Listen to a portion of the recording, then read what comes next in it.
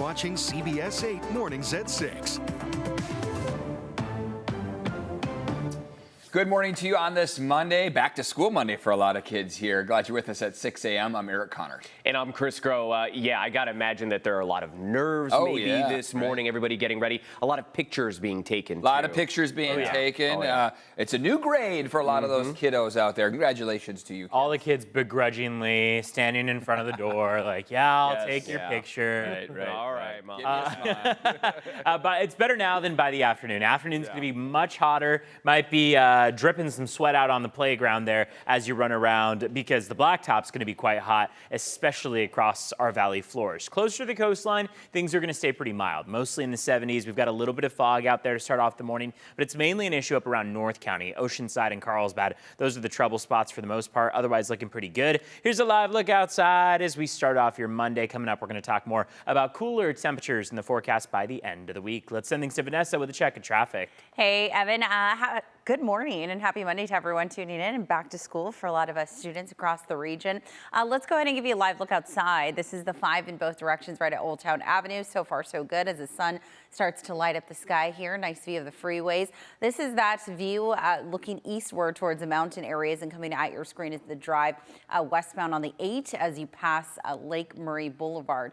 All right, car reportedly into the ditch, and this is on the 5 North right at San Onofre nuclear plant. This could cause some bottlenecking as you make your way towards Orange County this morning. So just a heads up and make sure that you give them a lane or two if you do in fact see that incident on the right shoulder. Chris and Eric, back to you. All right, thank you, Vanessa. And tens of thousands of students, as you heard, at San Diego Unified going back to the classroom this morning. Yeah, this is the second largest school district in California, so we know this impacts a lot of you watching right now. CBS 8's Regina Yarita live at Bell Middle School with what families can expect here. Back to school. Summer's over for these kiddos.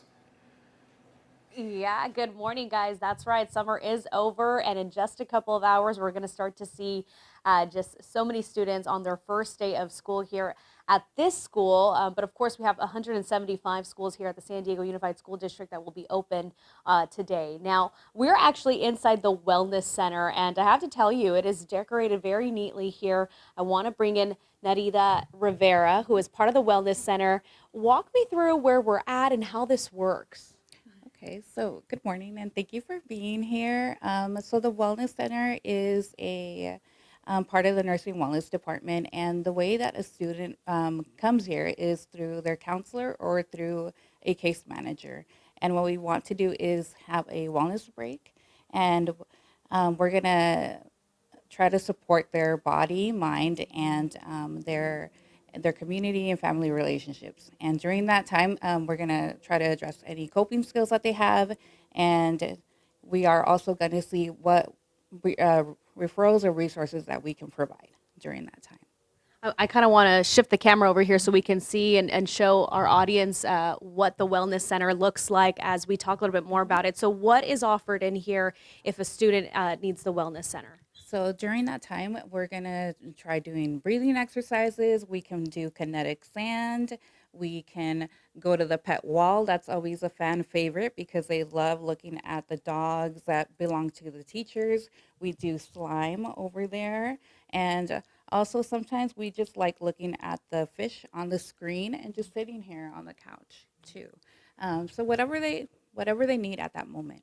And just walking in here, I mean, the scent, right? Also a relaxing scent. I know that, you try to do everything that is to calm them and, of course, just keep a relaxing mindset. Yes, definitely. We want to make sure that they're learning how to self-regulate themselves and that it doesn't need to be anything expensive. It's all free that they can do with themselves and also what they can do in the classroom.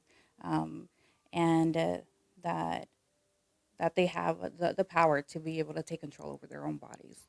All right. Well, Narida this morning talking to us about the Wellness Center. This is something that, of course, is offered to students if they need it. We know that the San Diego Unified School District, one of their top priorities is to make sure that students, their wellness is at least 100% okay so they can focus on their studies. For now, Chris and Eric, I'll send it back to you. Absolutely, especially with the nerves, here on the first day of school. Everyone take that deep breath. All right. Thank you, Regina. You know, with students headed back to class today, immigration crackdowns have some parents voicing concerns about what happens if ICE agents show up at school. Yeah, those concerns came to a head last week when agents arrested a parent outside of a South Bay school. A judge had ordered her to be deported back in 2022. That arrest prompted the Chula Vista Elementary School District superintendent to inform families and staff that protocols are in place preventing unauthorized access to schools. In addition, law enforcement officials are limited from interacting with students unless there's an active emergency or warrant. Richard Barrera, the vice president of the San Diego Unified School Board, says their district has updated their policies as well.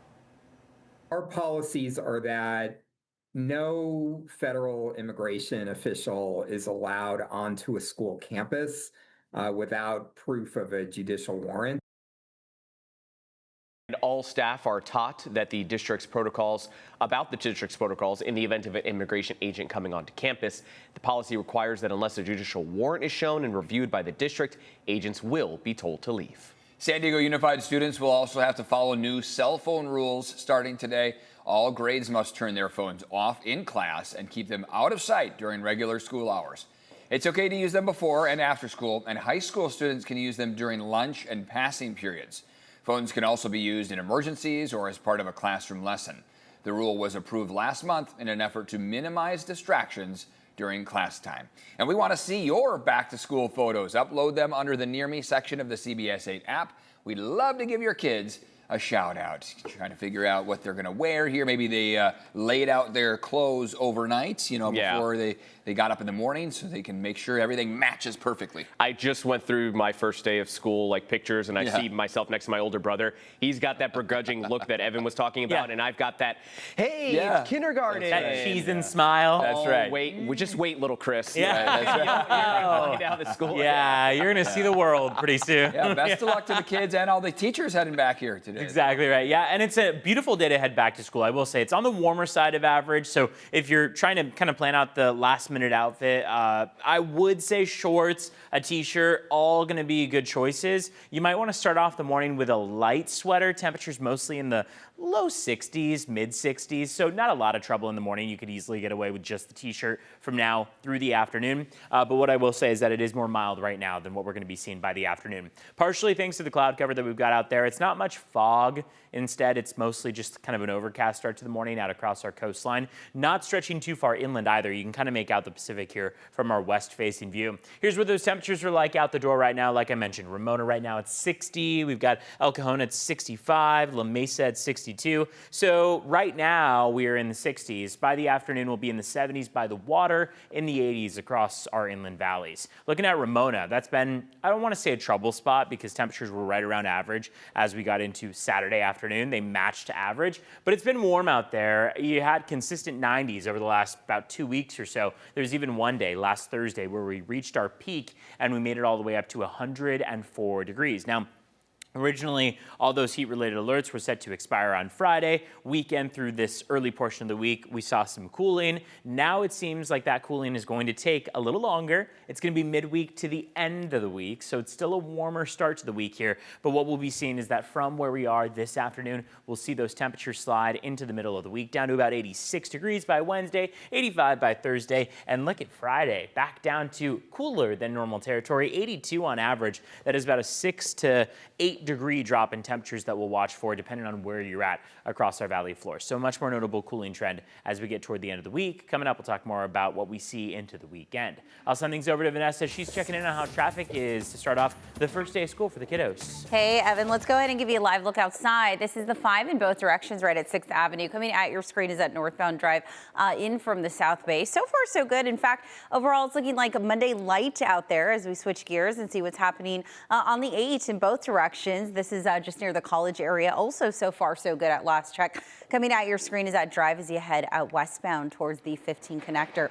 I'm going to take you back here. I know I've been repeating it all morning, but this is for people who are just tuning in, just waking up, and let's say your drive includes a commute up to Orange or Los Angeles counties. Maybe you're in San Diego for the weekend and you're headed back up to those areas. We have a car reportedly into the ditch, and a tow truck has just gotten on scene there.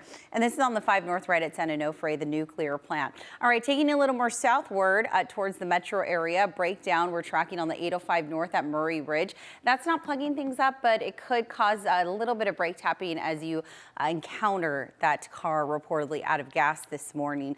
All right, on the 5 and the 805, let's go ahead and see what's happening out of Chula Vista National City. Speeds anywhere between 65, 70 miles per hour. If you're traveling in from Oceanside or Escondido headed southbound this morning, your average speed 70 to 75. And finally, out of the East County, no major issues nor delays, about 65, 70 miles per hour at last check on both the 8 freeway as well as the 52.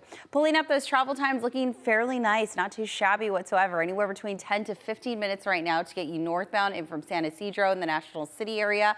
Full span of the Coronado Bridge, about 5 minutes from downtown to the toll booth. And if you're traveling all those westbound drives, anywhere between 5 to 7 minutes, and that does include the drive out of Santee, as well as in from the college area towards Point Loma, and in from the 125 to downtown, also about a 7-minute drive for you. And finally, here's what it looks like coming southbound in from Encinitas and Escondido, anywhere between 10 to about 30 minutes or so, and no major issues. If you're traveling, let's say from the Vista area headed westbound towards Oceanside, about a 15-minute drive at last check. All right, it is 6:11 on your Monday. Let's go ahead and take a look at those border wait times. I mean, take a look. This is my gift to you. Bad news is Monday. The good news is if you're headed towards those port of entries in from San Ysidro, 30 minutes at last check, and about 45 to get you inbound from Otay Mesa.